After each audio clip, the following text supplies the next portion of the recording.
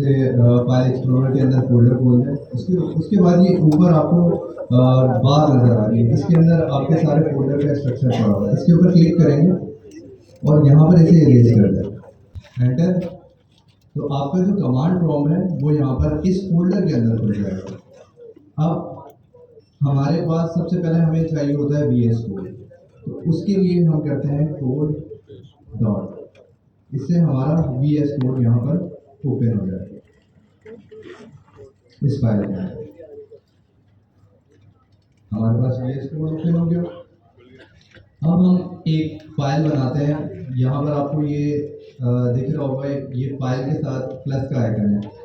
ये इससे इस पे अगर होवर करें, देखिए न्यू फाइल भी दिख रही है। इससे प्लस का आइकन दबाएंगे जैसे ही, वैसे ही आपको फाइल का एक दे देगा। आप इसमें फाइल का नाम कर दें, लेट सपोज हमने कर दिया main.ps, एंटर। यहाँ पर हमारे पास ps की फाइल बन गई। अब सर मेरा एक सवाल है जी, ये main.ts क्या होती है, ये ts क्या होता है? ts बेसिकली टाइपस्क्रिप्ट की एक्सटेंशन है। अब हम किसी भी लैंग्वेज के अंदर जब काम करते हैं या एक कोई भी लेट सपोज एक उसकी फाइल है MP4 की आपने फाइल देखी होंगी, वो वीडियो की फाइल होती है तो उसकी स्पेसिफिक एक्सटेंशन होती है MP4। इसी तरह जब हम प्रोग्रामिंग करते हैं तो प्रोग्रामिंग के अंदर भी स्पेसिफिक एक्सटेंशन के साथ करते हैं। क्योंकि हम टाइपस्क्रिप्ट के अंदर कोड कर रहे हैं, इसलिए हमने उसकी एक्सटेंशन .ts रखी। और आप नाम फाइल को नाम कुछ भी दे सकते हैं, ज़रूरी नहीं है main.ts दें, आप अपना abc.ts या कुछ भी दे सकते हैं। अब हम यहाँ पर जो हमने लास्ट क्लास में देखा था वेरिएबल, हम एक वेरिएबल डिक्लेयर करते हैं। वेरिएबल डिक्लेयर करने का तरीका क्या होता है, हम सबसे पहले लेट का कीवर्ड यूज़ करते हैं। जैसे ही हम लेट का कीवर्ड लिखेंगे उसके बाद हम क्या करते हैं, वेरिएबल का नाम। मेरा एक सवाल है, यस, वेरिएबल क्या होता है? वेरिएबल, अच्छा, वेरिएबल जो है वो हमने जैसे कि लास्ट क्लास में भी देखा था, आप सबको याद होगा यकीनन, लेकिन मैं आपको रिवाइज करवा देता हूँ। वेरिएबल जो है वो एक, हमने देखा था कि एक बकेट होती है। लेट सपोज एक बकेट है, हमें ऑरेंजेस डालने हैं कहीं पर, हमें या ऑरेंजेस अपने साथ लेके जाने हैं, स्टोर करने हैं। स्टोर करने के लिए हमें एक कंटेनर चाहिए होगा या एक बकेट चाहिए होगी। तो जो बकेट है वो हमारे पास वेरिएबल है इन दिस केस, और जो हमारे पास ऑरेंजेस हो गए वो हमारे पास हो गया डेटा, जो कि वेरिएबल के अंदर स्टोर है। यानी ऑरेंजेस जो है वो बकेट के अंदर स्टोर है। इसका मतलब है कि कोई डेटा है जो वेरिएबल के अंदर स्टोर है। अब हम बनाते हैं वेरिएबल। वेरिएबल का नाम यहाँ पर हम कुछ भी रख सकते हैं। हमने देखा था लास्ट क्लास में कि एक स्पेसिफिकेशंस होती हैं कुछ, जिसके तहत हम वेरिएबल का नाम रखते हैं। तो वेरिएबल का नाम हमने लिख दिया माय नेम, जो कि उस स्पेसिफिकेशन पे, इसलिए हमें उसने एरर नहीं दिया। अब इक्वल्स टू का साइन लगा दिया। इक्वल्स टू का साइन क्या है, ये असाइनमेंट ऑपरेटर है। अब ये क्या करता है, जो सर एक मिनट। यस, अच्छा यार, ये आपको जो अभी कोड नजर आ रहा है ना, मेरे पास जो है वो एक AI का प्लगइन जो है वो इंस्टॉल हुआ है। उसकी वजह से जो है ये आपको डेमो कोड दिखा रहा है। तो कंफ्यूज मत होइएगा कि सर ने सिर्फ let my name is equal to लिखा है और उसके बाद उसने जो है वो एक कुछ कोड लिख दिया। तो ये AI का एक प्लगइन है जिसकी वजह से जो आपको ये सैंपल कोड दिखा रहा है। ओके। तो इक्वल्स टू का साइन क्या करता है, हमारे पास जो भी हमने लिखा हुआ होता है राइट साइड पे, वो हमारा डेटा है। जो भी हमने राइट साइड पे लिखा है उसे असाइन कर देता है लेफ्ट साइड पे। लेट सपोज हम यहाँ पर लिखते हैं स्ट्रिंग के अंदर, स्ट्रिंग में लिखा अहमद, ठीक है। तो अब क्या हुआ, यहाँ पर ये जो स्ट्रिंग में अहमद लिखा हुआ था, यहाँ पर इक्वल्स टू का साइन है। इसका मतलब ये है कि ये जो स्ट्रिंग में अहमद लिखा हुआ है वो इस वेरिएबल जिसका नाम माय नेम है उसके अंदर स्टोर हो गया, ठीक है। अब ये स्टोर तो हो गया, लेकिन अब हमें देखना है कि माय नेम के अंदर क्या पड़ा हुआ है। तो हम किस तरह से देखेंगे, कौन बताएगा? एग्जैक्टली, कंसोल डॉट लॉग करके। जब भी हमें कोई चीज़ प्रिंट करनी होती है तो हम उसे कंसोल डॉट लॉग करते हैं। सर एक और सवाल, जी, ये स्ट्रिंग क्या होती है? अच्छा, स्ट्रिंग एक डेटा टाइप है। हमने लास्ट क्लास में मल्टीपल डेटा टाइप देखी थी, जिसमें स्ट्रिंग था, बूलियन था और नंबर्स थे। अब स्ट्रिंग जो होती है वो सीक्वेंस ऑफ कैरेक्टर्स, यानी कि आपको कोई भी सेंटेंस लिखना है, कोई भी कैरेक्टर्स लिखने हैं सीक्वेंस में, किसी भी सीक्वेंस में, लेट्स सपोज हम जो भी इंग्लिश लिखते हैं, कोई भी लैंग्वेज में लिखते हैं, कुछ भी लिखते हैं, तो वो एक सीक्वेंस ऑफ कैरेक्टर होता है जो कि मिल के एक वर्ड बनाता है या सेंटेंस बनाता है। तो सीक्वेंस ऑफ कैरेक्टर को प्रोग्रामिंग लैंग्वेज में लिखने के लिए उसे हम डबल कोट्स में लिखते हैं, तो वो स्ट्रिंग कहलाती है। अब हम नंबर में भी लिख सकते हैं, यानी कि अगर हम मैं इसे कोई वैल्यू दे देता नंबर की, तो ये वेरिएबल की टाइप हो जाती नंबर, और अगर मैं ट्रू या फॉल्स दे देता तो हो जाती बूलियन। लेकिन इस केस में ये स्ट्रिंग है, और ये स्ट्रिंग क्यों है, हमें कैसे पता चला ये स्ट्रिंग है? यहाँ पर ये डबल कोट्स के अंदर मैंने इसे लिखा हुआ है, तो जो भी चीज़ डबल कोट्स या सिंगल कोट्स या फिर बैकटिक, तीन चीज़ें होती हैं, उसके अंदर हो तो वो चीज़ स्ट्रिंग कहलाएगी हमारी। ओके, अब हमने कंसोल डॉट लॉग किया और यहाँ पर माय नेम कर दिया।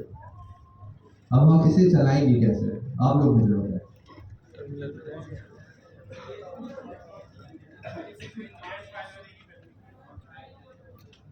ठीक है, अच्छा सर कंसोल जो है वो उसका VS कोड का यूज़ करें। ठीक, VS कोड अच्छा, VS कोड के अंदर जो है आपके पास कंसोल ऑलरेडी अवेलेबल होता है, तो आपको बार बार कंसोल खोलने की जरूरत नहीं है। आप यहाँ पे टर्मिनल का एक टैब होता है, टर्मिनल के टैब में न्यू टर्मिनल करें। अब यहाँ पे होगा एक मसला, यहाँ पे इसने पावर शेल का जो है कंसोल खोल दिया। सो आपको पावर शेल को अगर कमांड प्रॉम्प्ट पे कन्वर्ट करना है, तो आप यहाँ पे पावर शेल के बराबर में प्लस का साइन है, उसको क्लिक करें, ड्रॉप डाउन। अच्छा, प्लस के साइन के साथ एक डाउन एरो की है, जो कि ड्रॉप डाउन है, उस पर क्लिक करके हम कमांड प्रॉम्प्ट लिखा हुआ है यहाँ पर, तो कमांड प्रॉम्प्ट पे क्लिक करेंगे तो हमारे पास कमांड प्रॉम्प्ट का टर्मिनल खुल जाएगा। यहाँ पे आपको जो है ना 3-4 कंट्रोल्स नजर आ रहे हैं। यहाँ पे आपको बैश नजर आ रहा है, आपको जो है गेट बैश नजर आ रहा है, कमांड प्रॉम्प्ट नजर आ रहा है, जावास्क्रिप्ट डीबग टर्मिनल नजर आ रहा है।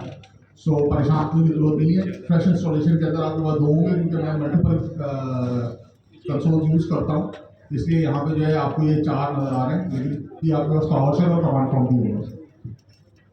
ओके, तो हमें जैसे कि पता है कि टाइप स्क्रिप्ट की, जो आप लोगों ने भी बताया कि टाइप स्क्रिप्ट की फाइल को ट्रांसपाइल करने के लिए अब ट्रांसपाइल क्या होता है, कौन बताएगा? हमने लास्ट क्लास में भी बताया ट्रांसलेट। अच्छा, तो ये ट्रांसलेट होता क्या है?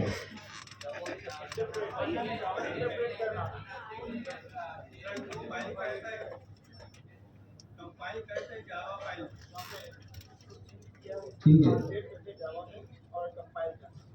सही।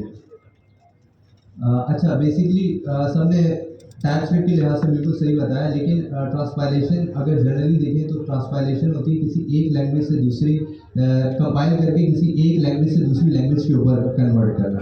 तो हमारे केस में क्या होता है कि टाइप स्क्रिप्ट से जावा स्क्रिप्ट में कन्वर्ट होती है, तो हम उसके लिए कमांड लिखते हैं TSC स्पेस फाइल का नाम, जो हमारे केस में main.ts है, ये लिखकर हम एंटर करते हैं, तो यहाँ पर खुद जावा स्क्रिप्ट की फाइल बना देता है हमारा जो ट्रांसपाइलर है।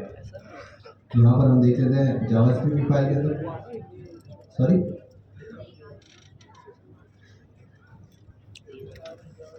टर्मिनल नजर नहीं आ रहा।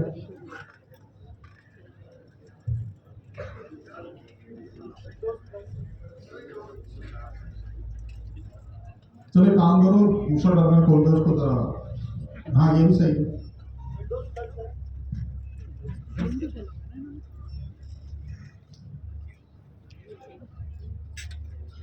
अच्छा, अब बेहतर है, यार कंसोल खोल दो।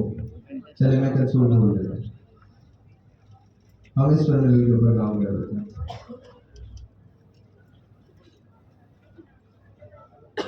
नहीं है तो मेरे बैग में माउस पड़ा हुआ है, माउस ले लो। ठीक है सर, दोबारा क्या बताना है? TSC दोबारा कर देते हैं।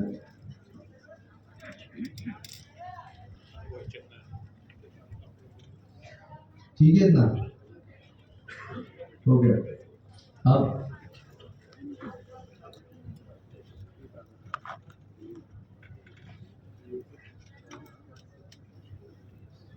यहाँ पर हमने इस कमांड प्रॉम्प्ट के अंदर चले गए। अब हम लिखते हैं टी एस सी ट्रांसफाइल करने के लिए space main dot T S.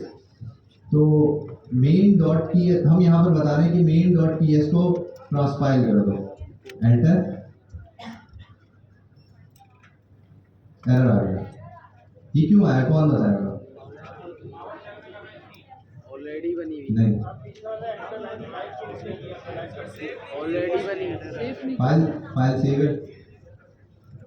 मैंने क्या गलती की, कौन बताएगा? पता नहीं हमको TSC लिखा है। अच्छा चले मैं बता देता हूँ। यार एरर बिल्कुल सामने नजर आ रहा है। क्या है? TS04053 यही है। वो कह रहा है file main dot T S not found. तो एक काम करो, जरा dir कमांड चलाओ।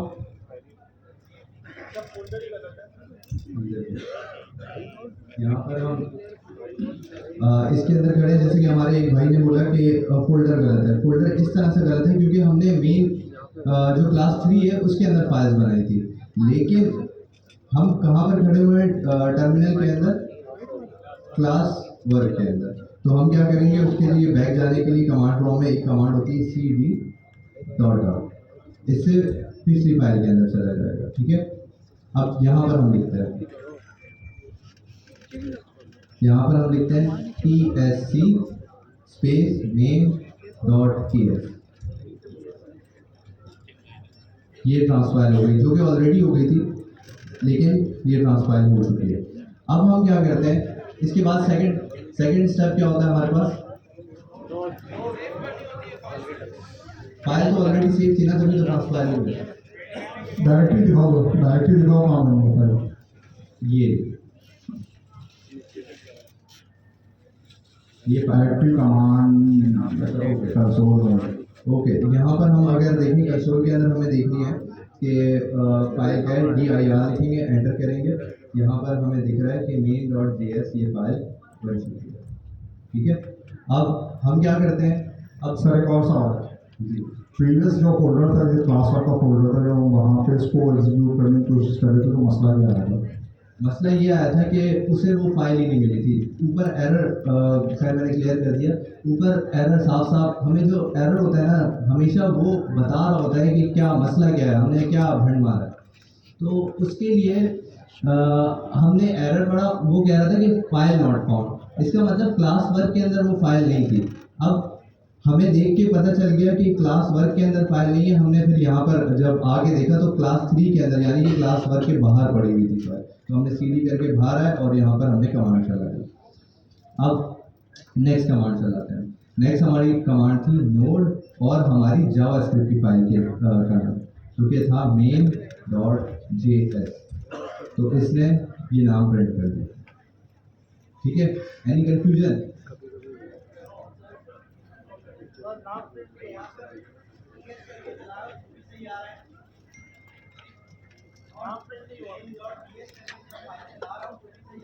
लेकिन हमें जो जावास्क्रिप्ट में इनिशियली हमें करना ये है कि जो जावास्क्रिप्ट की फाइल बनी है ना, उसका मकसद देखिए, टाइपस्क्रिप्ट को चलाने के लिए हमें जावास्क्रिप्ट के अंदर कन्वर्ट करना था। तो हमने जावास्क्रिप्ट में कन्वर्ट कर दी। अब हमें टाइपस्क्रिप्ट को नहीं चलाना, अब हमें जावास्क्रिप्ट को चलाना है। तो उसके लिए हमने main.js चलाया। तो यहाँ पर जो भी हमारा कंसोल था, जो कि मैंने नेम लिखा था स्ट्रिंग के अंदर, वो हमारे पास आ गया।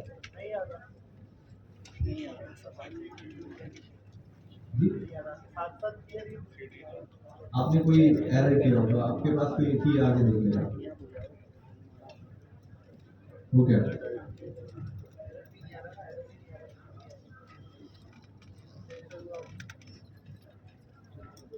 अच्छा, अब हम आते हैं अपने टॉपिक की तरफ।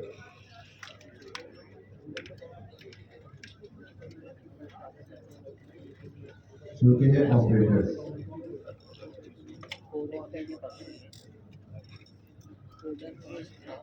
ऑपरेटर्स क्या होते हैं टाइपस्क्रिप्ट में? एक चीज़ जो मैं दोबारा बता दूँ, VS कोड के अंदर जब भी आप फाइल के अंदर चेंज कर रहे होते हैं